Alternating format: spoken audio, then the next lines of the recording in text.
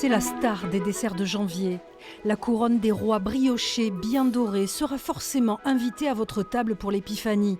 Mais savez-vous que la galette prend son temps avant d'en arriver là?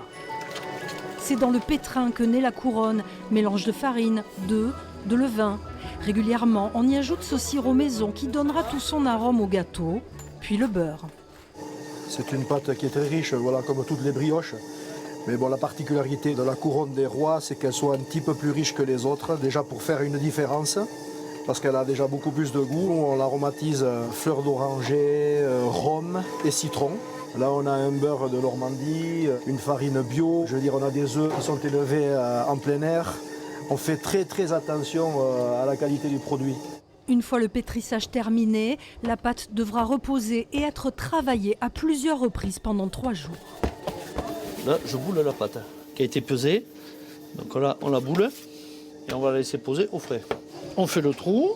Il y en a qui font avec les doigts, moi je fais avec le coude. Voilà, j'ai appris comme ça et voilà.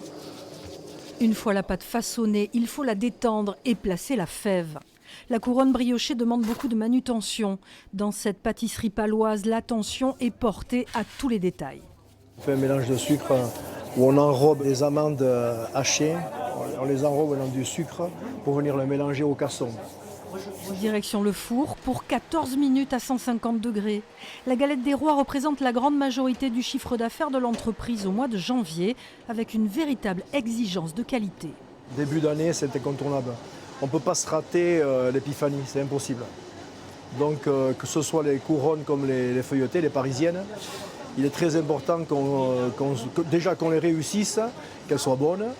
Et parce que le public, en fait, vient chercher, à cette période-là, des rois, vient chercher ce produit.